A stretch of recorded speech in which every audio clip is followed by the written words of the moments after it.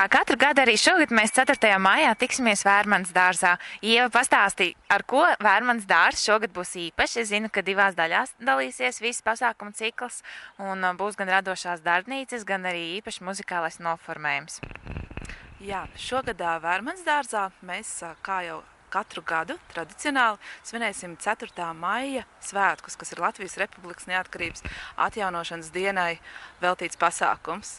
Šajā pasākumā mums būs gan daudzveidīga koncertu programma uz Vērmanas dārza estrādes, gan arī apkārt Vērmanas dārza estrādē būs izvietotas radošās darbnīcas, kur ģimenes varēs gan dažādas interesantas lietas izgatavot, šo to iemācīties un arī piedalīties sporta aktivitātēs, kas pēdējā laikā pie mums Latvijai, tīpaši Rīgā, ir kļuvuši ļoti populāras. Radošās darbnīcas būs tikai bērniem vai arī pieaugušajiem? Radošās darbnīcas, kuras šogad ir nosaukts par radošajām pieturvietām, tas ir tāpēc, ka pasākuma nosaukums šogad ir Visi ceļi ved uz Rīgu. Un šis nosaukums tapa par godu tam, kad Latvija šogad ir Eiropas prezidējošā valsts šajā pirmajā pusgadā.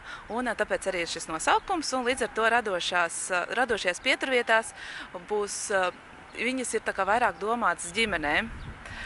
Būs gan zaļā meža pietura, kur gan liels, gan mazs varēs iestādīt podiņā kādu kociņu, ko pēc tam savā mājas dārzā, pagalmā vai mežā pārstādīt. Būs sportiskas aktivitātes, kur būs ļoti netradicionāli sporta uzdevumi un atjautīgi uzdevumi.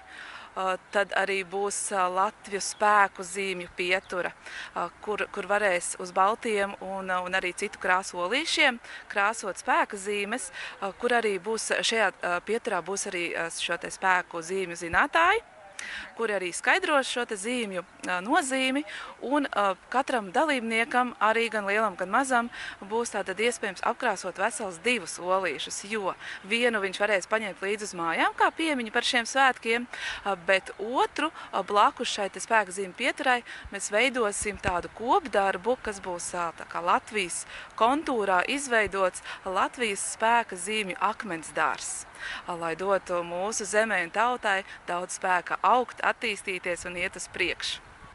Uz skatuves arī esam padomājuši par visa vecuma apmeklētājiem, un būs dejotāji, būs tautiskie dejotāji, gan lieli, gan mazi. Būs arī modernās dejas, kur apmeklētājiem būs iespējams šo to iemācīties no šīm te dejām.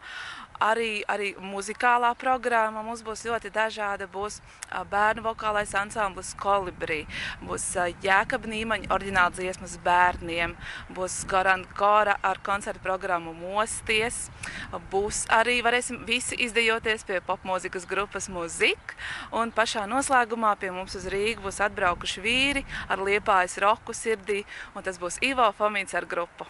Es domāju, gan lieli, gan mazi var droši nākt. Visās vecuma grupās nav ierobežojumi, tikai jābauda 4. maijs un cerēsim, ka laiks būs saulains.